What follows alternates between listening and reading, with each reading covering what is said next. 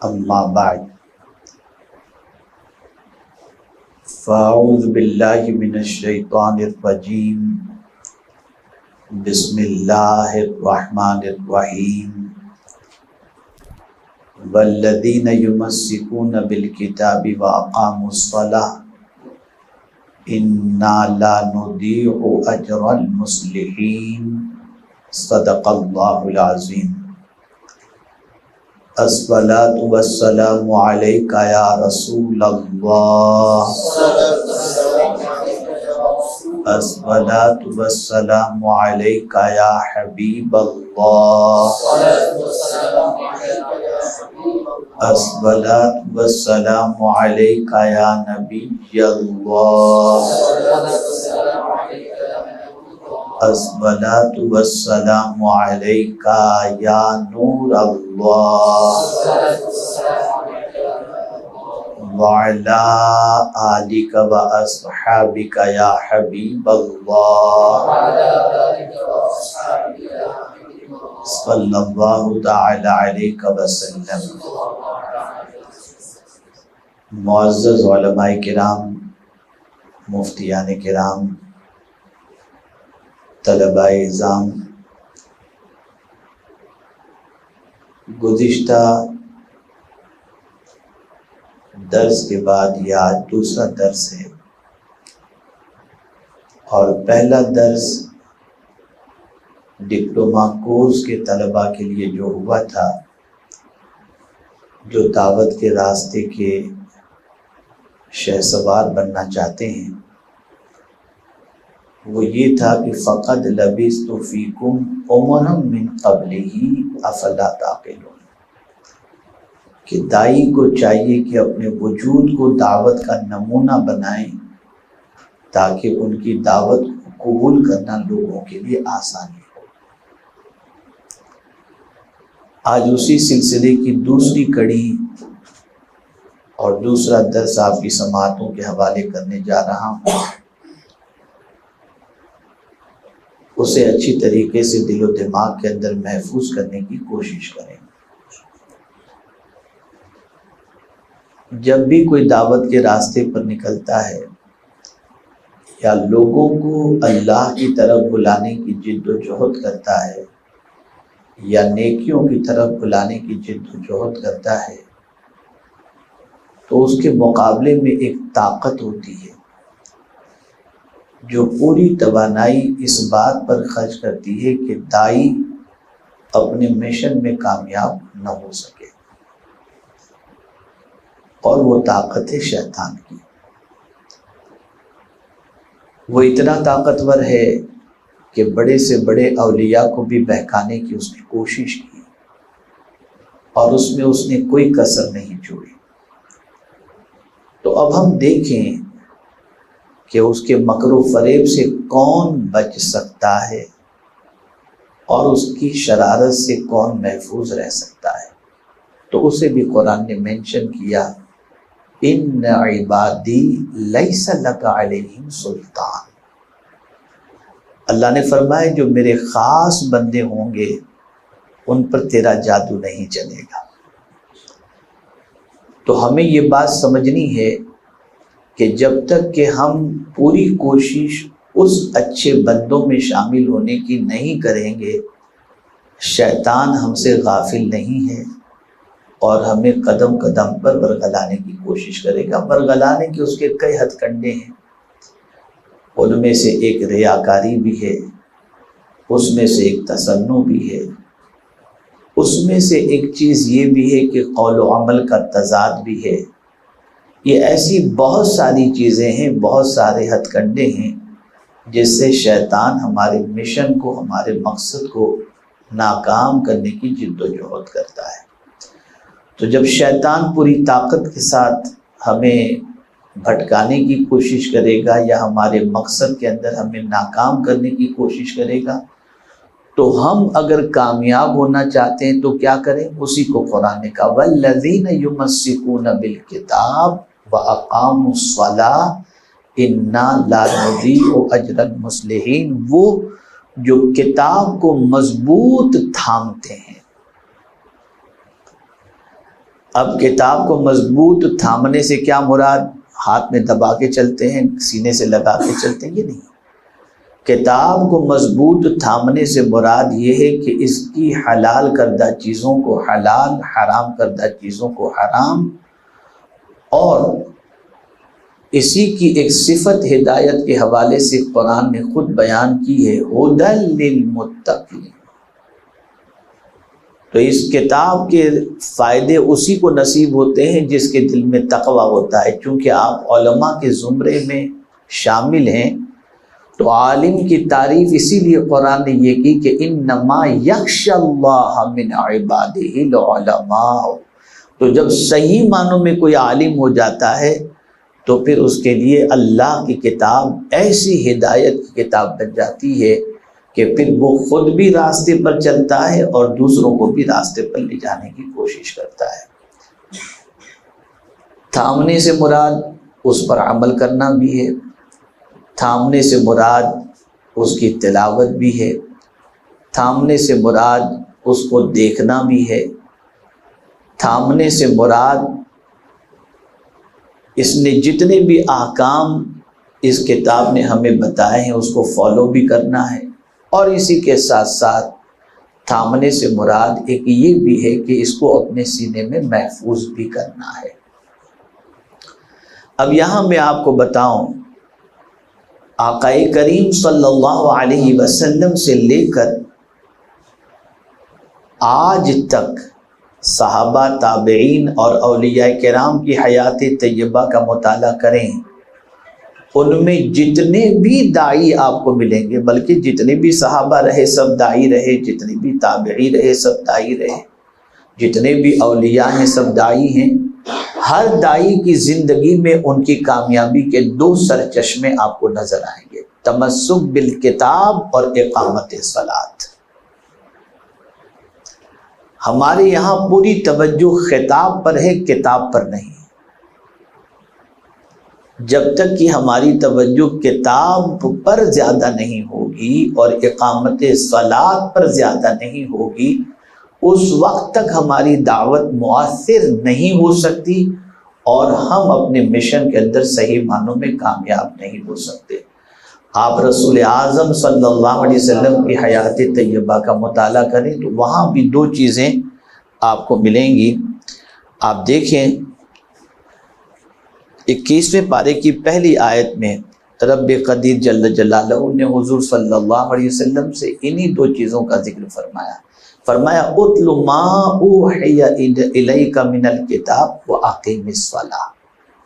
یہاں بھی نماز اور قرآن دونوں کا ذکر ہے۔ کہنے کا مقصد یہ ہے کہ جب تک کہ داعی قرآن کی تلاوت نہیں کرے گا، اس میں توانائی پیدا نہیں ہوگی، اس میں جرت پیدا نہیں ہوگی، اس میں حق بات کہنے کی صلاحیت پیدا نہیں ہوگی۔ اس لیے جتنے بھی بے باک داعی آپ کو نظر آئیں گے،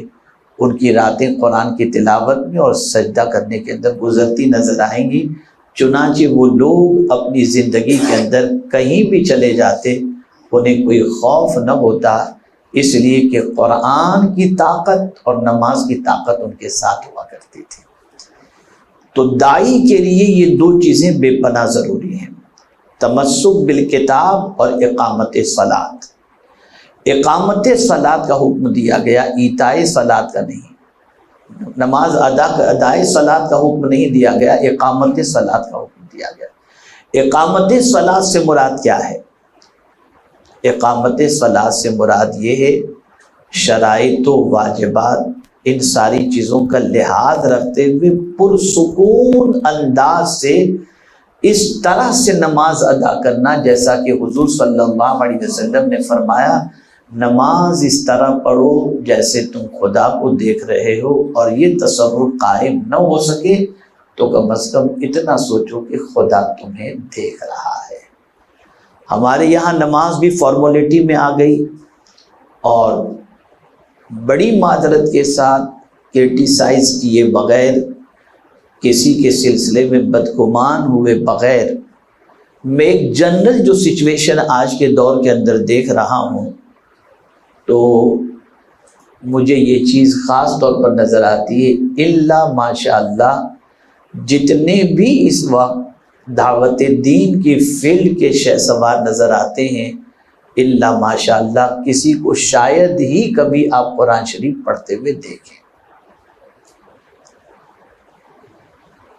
میں آپ کو بتاؤں کہ ایک عظیم داعی خود حضور مبلغ اسلام کے حوالے سے، قائد اہل سنت کے حوالے سے امریکہ کے اندر گفتگو چل رہی تھی، تو کسی نے کہا کہ آخر کیا وجہ ہے کہ وہ بے باکی کے ساتھ کسی کے سامنے بھی کچھ بھی کہہ دیتے تھے اور ڈرتے نہیں تھے، وجہ کیا تھی؟ تو میں نے کہا وہ قرآن کی تلاوت، اس لیے کہ قرآن اتنا طاقتور ہے کہ اگر پہاڑ پر نازل کیا جاتا تو وہ ریزہ ریزہ ہو جاتا، اور جو شخص روزانہ اللہ سے ہم کلامی کا شرف حاصل کرتا ہو، ہم کلامی سے مراد اپنے معروضات وہ پیش کرتا ہو، اس کے کلام کی تلاوت کرتا ہو، تو ظاہر سی بات ہے کہ اللہ تعالیٰ اسے بھی تو قوت عطا فرمائے گا۔ ہمارے یہاں داعی کے اندر تلاوت قرآن کا جذبہ اور عمل قرآن کا جذبہ، فہم قرآن کا جذبہ تو موجود ہے، لیکن عمل قرآن اور تلاوت قرآن کے جذبے کا فقدان ہے۔ آپ کو اپنی زندگی میں ایک چارٹ تیار کرنا پڑے گا کہ آپ کتنے دن میں قرآن شریف ختم کریں گے۔ جب تک کہ آپ اپنی زندگی میں یہ چارٹ ترتیب نہیں دیں گے، اس وقت تک آپ صحیح معنوں میں ایسے داعی نہیں بن سکیں گے جس داعی کے ذریعے معاشرے کے اندر کوئی انقلاب پیدا ہو سکے۔ اس لیے کہ قرآن نے ان دونوں چیزوں کے ذکر کے بعد فرمایا اِنَّا لَا نُضِيعُ أَجْرَ الْمُصْلِحِينَ۔ آپ اسے اندازہ لگائیں کہ مصلحین کا ذکر اس میں فرمایا، یعنی واضح لفظوں میں رب قدیر جل جلالہ نے فرمایا ہم نیکوں کا نیک نہیں گنواتے، یعنی جو داعی تمسک بالکتاب اور اقامت صلاۃ کے ساتھ دعوت و تبلیغ کے فرائض کو انجام دے، اللہ تعالیٰ ان کے اس کام کو ضائع نہیں فرماتا، بلکہ اس کا پورا پورا صلہ انہیں عطا فرماتا ہے۔ تو تمسک بالکتاب یہ بے پناہ ضروری ہے۔ حضرت یحییٰ علیہ الصلاۃ والتسلیم سے رب قدیر نے فرمایا یا یحییٰ خذ الکتاب بقوہ۔ حضور صلی اللہ علیہ وسلم کو دعوت و تبلیغ کے میدان کا جب حکم دیا گیا اترنے کا، تو کیا فرمایا گیا؟ یا ایھا الرسول بلغ ما انزل الیک من ربک، قرآن کے ذریعے تبلیغ۔ اس میں کوئی شک نہیں کہ اولیاء کرام علیہم الرضوان کے واقعات اپنی جگہ پر مسلم ہیں، لیکن دعوت و تبلیغ کے لیے قرآن سب سے بنیادی چیز ہے۔ اور حضرت ابراہیم علیہ الصلاۃ والتسلیم نے بھی اللہ کی بارگاہ میں جس رسول کے مبعوث ہونے کی دعا فرمائی، اس رسول کے حوالے سے اسی صفت کا ذکر فرمایا یتلو علیہم آیاتہ ویزکیہم۔ وہی وہاں پر بھی آپ کو یہ چیز ملے گی کہ قرآن کی تلاوت جب تک کہ آپ کی زندگی میں اور آپ کی زبان میں، جملے پر توجہ چاہوں گا، اسے آج خاص طور پر محفوظ کریں، آپ کی زندگی میں اور آپ کی زبان میں، زبان پر دونوں میں جب تک کہ قرآن شامل نہیں ہوگا، آپ کی گفتگو مؤثر ہو نہیں سکتی، اور آپ کی گفتگو جو ہے وہ لوگوں کی زندگیوں میں انقلاب پیدا نہیں کر سکتی۔ اسی طریقے سے اقامت صلاۃ کو آپ دیکھیں، خود رسول اعظم صلی اللہ علیہ وسلم داعی اعظم، لیکن رسول رحمت صلی اللہ تعالی علیہ وسلم صرف 5 وقتہ نماز ادا نہیں فرماتے، بلکہ پیغمبر رحمت صلی اللہ علیہ وسلم تہجد، اوابین، اشراق، چاشت اور مزاج عطا کیا کہ جو داعی ہو وہ عوام کی طرف سے 5 وقتہ نماز پر اکتفا نہ کرے، داعی کو ان کے مقابلے میں زیادہ عبادت کرنی پڑے گی، اور عبادت میں بھی زیادہ نماز قائم کرنا۔ اس لیے کہ آقا کریم صلی اللہ علیہ وسلم نے ارشاد فرمایا کثرت نوافل کے ذریعے بندہ خدا سے اتنا قریب ہو جاتا ہے کہ اللہ اس کی آنکھ بن جاتا ہے جس سے وہ دیکھتا ہے۔ اور یہی وجہ ہے کہ آپ اولیاء کی زندگی کا جائزہ لیں، صحابہ کی زندگی کا جائزہ لیں، تو وہاں پر کثرت نوافل آپ کو ملیں گے کہ وہ پوری رات 1000 رکعت، 600 رکعت، 200 رکعت، 100 رکعت، یہ پڑھتے ہوئے نظر آئیں گے۔ ہماری سوچ صرف اتنی بن چکی ہے کہ ہم نے پیغام پہنچا دیا اور اتنا بڑا پہاڑ ہم نے کھڑا کر دیا اور اتنا بڑا کام ہم نے کر دیا کہ اب اس کا اجر تو اتنا ہے کہ ہماری نسلیں کھاتی رہیں گی۔ تو ایسا نہیں ہے، ایسا نہیں ہے۔ اس لیے کہ ہماری نیت میں جہاں کہیں بھی فطور آیا کہ فوراً ہمارا سارا کام ضائع ہو جائے گا۔ اسی لیے صحابہ کرام علیہم الرضوان کی نیتیں اتنی درست تھیں کہ آقا کریم صلی اللہ علیہ وسلم ارشاد فرماتے ہیں کہ کسی صحابی کا، یعنی حضور صلی اللہ علیہ وسلم اپنے صحابہ کے بارے میں فرماتے کہ میرے صحابی کا یک مشت جو خیرات کرنا، غیر صحابی کا کوہ احد کے برابر سونا خیرات کرنا، یہ دونوں اکول نہیں ہو سکتا۔ وجہ یہ ہے کہ وہ ایک مشت جو بھی دیتے ہیں تو صرف اللہ کی رضا کے لیے دیتے ہیں۔ ان کی نیتیں اتنی درست تھیں، ان کا کوئی کام دکھاوے کے لیے نہیں ہوتا تھا، ان کا سارا کام اللہ عز و جل کی رضا کے لیے اور اس کے پیارے حبیب صلی اللہ علیہ وسلم کی خوشنودی کے لیے ہوتا تھا۔ تو آج کے درس کے اندر اس چیز کو آپ نے ذہن کے اندر محفوظ کرنا ہے کہ کچھ جز، کچھ حصہ قرآن شریف کا آپ کو اپنی زندگی میں مختص کرنا ہے کہ روزانہ تو اتنا پڑھنا ہی پڑھنا ہے،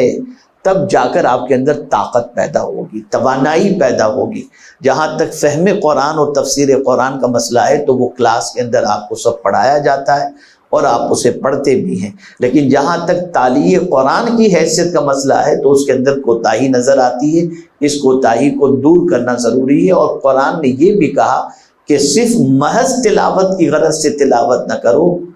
بلکہ فرما گیا حق تلاوت ہی، تلاوت کا حق ادا کرو، یعنی مخرج کے ساتھ، اور جہاں بھی وقف ہے وہاں وقف کے ساتھ، ترتیل کے ساتھ، تجوید کے ساتھ سمجھ کر قرآن مقدس کی تلاوت کا حق ادا کرنے کی کوشش کریں۔ بہترین داعی بن کر کے لوگوں کو اللہ کے قریب اور اس کے رسول صلی اللہ علیہ وسلم سے قریب اور ان کی زندگیوں سے برائیوں کو نکالنے کے لیے داعی میں یہ دو وصف کا ہونا بے پناہ ضروری ہے، تمسک بالکتاب اور اقامت صلاۃ۔ تو معزز طلبہ، یہ آج کا درس آپ کی سماعتوں کے حوالے کیا، اور میں بعد میں آپ لوگوں سے معلوم کروں گا کہ آپ نے اپنی زندگی میں آج کے بعد سے قرآن شریف کی کتنی تلاوت کو مختص اور نوافل کے اعتبار سے، پہلے قضائے عمری اگر آپ کے ذمے ہو تو آپ قضائے عمری ادا کرنا شروع کر دیں، باقاعدہ رجسٹر بنائیں، اور اس میں جب سے نماز آپ پر فرض ہوئی اس میں سے آپ اندازہ لگا لیں کہ کتنی نمازیں قضا ہوئی ہوں گی، اس کو ترتیب دیں، اور اس کے بعد تہجد کی عادت بنانے کی کوشش کریں، اس لیے کہ یہ نماز تقریباً اولیاء کرام علیہم الرضوان کی زندگی میں شامل رہی، اور ہر داعی نے اس کو اپنی زندگی میں شامل رکھا، اس لیے کہ اس وقت کی نماز کی طاقت بہت عظیم ہے۔ جس وقت کی نماز کا حکم اللہ عز و جل خود اپنے محبوب صلی اللہ علیہ وسلم کو عطا کرتا ہو، وہ وقت کی نماز کتنی اہم ہوگی۔ اس لیے ضرورت اس امر کی ہے کہ تمسک بالکتاب اور اقامت صلاۃ، ان دونوں کو اپنی زندگی میں شامل کر لیں۔ بہترین داعی بننے کے لیے تلاوت ہے، اس پر عمل ہے، جب تک کہ عمل نہیں ہوگا نتائج برآمد نہیں ہو سکتے۔ یہ چند کلمات خیر تھے جو آج کے درس کے حوالے سے میں نے آپ کی سماعتوں کے حوالے کی۔ اللہ رب العزت جل جلالہ آقا کریم رؤوف الرحیم علیہ التحیۃ والتسلیم کے صدق و طفیل مجھے آپ کو سب کو